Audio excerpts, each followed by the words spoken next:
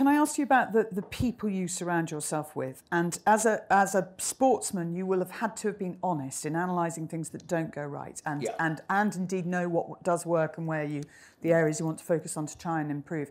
How do you get a team around you who will tell you more than just what you want to hear? They will say, "Do you know what? I think we got that wrong." Yeah, and it's hugely important. And I guess again, I go back to the little team that I had, which was actually quite revolutionary at the time, because although it's now bread and butter, and Clive Woodward talks about the spoke and the hubs and all that sort of stuff. Actually, we were doing that back in the late 70s. So my father was an engineer, and like all good engineers, he was sort of adopted the view that why use one word when none will do. So he wasn't one of the world's great communicators. But he was smart enough to know that what he was sensing at that time in particularly the disciplines that I was competing in, it was that much of the training that was necessary was not being done. People were just running mileage. There was no data to it. There was no quantifiable reason why you did it. You just did it to fill space. So he looked at this in an entirely different way. He started life as a mathematician, then he became an engineer. And so what he was also smart enough to recognize was, I don't have to be the world's best physiologist, although the science probably would not have eluded him. But he said he did realize you needed that skill set around the table. So slowly but surely, he did something which most people find uncomfortable in coaching, which is to start delegating specific disciplines to people better able to impact the project. And although he sat in the middle and choreographed it, I had a physiologist who was the professor of cardiopulmonary science at Georgia State, a very clever guy, David Martin. I had an orthopedic guy out of Chicago. I had a nutritionist from Stanford. And you're probably saying, why America? Because all sports science in the late 70s, early 80s it was basically a rather dry academic subject. It was sort of, physiology was what you studied and, dissected things. The Americans were the first to really apply physiology and sports science to making the boat go quicker, the cadence faster, throwing further.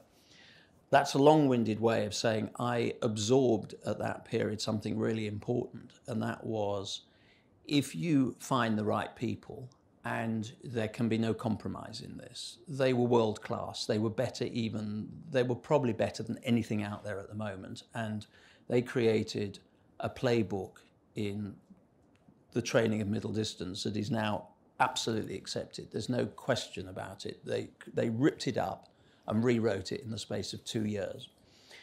And the other thing that I observed was they were not afraid to challenge the orthodoxies of the day. And some of it came at quite a cost. When my father started this different type of approach to training, British Amateur Athletic Board was so shocked by what he was doing that they threatened to remove his insurance so he couldn't train on any public park.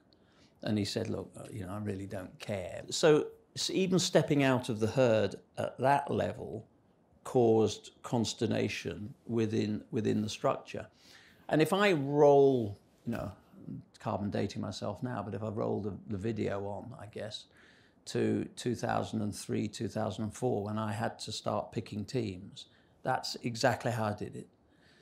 That my job was to remove every inhibitor from far smarter people than I am, and allow them to do the best work of their lives. And if you find them and you are uncompromising about the quality of the people that you get, and quality people will give you unvarnished views whether you like it or not. And I guess that's never been an alien concept for me, because the one thing that any athlete craves is criticism. Not mindless criticism, but your whole day is spent absorbing criticism because you want to be better. And you don't actually mind that. So when in the London bid, or then subsequently when we built the teams in London, I just went, right, okay, this is so much bigger than a sporting event.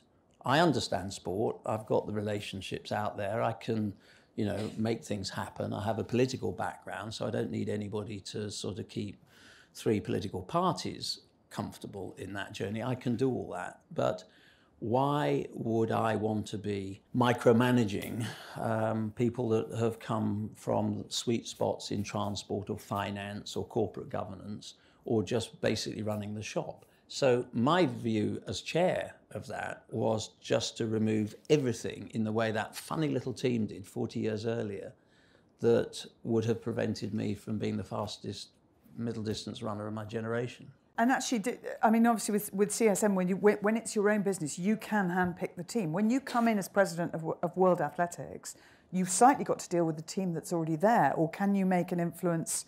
Can you bring in some of your own?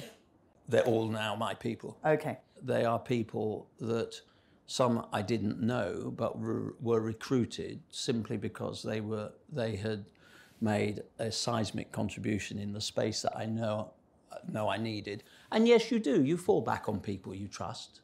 So, we were in the sewers around our reputation. There being internal corruption, allegedly. We're still waiting for the French prosecution.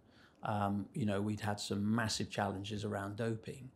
So, the people that I brought in were the people that inevitably I'd worked with before and trusted. So, Paul Dighton, who was our CEO in London and was Chief Operating Officer at Goldman. I think he's now chair of Heathrow Airport and The Economist. So he chairs my audit and risk committee. Jackie Brock-Doyle, who was with me through the London years as our comms director, best of her generation, is now my communications director. So yeah, and I think that's forgivable. If you are really trying to turn around an organisation quickly, you automatically go for people that you've worked with before, that you trust.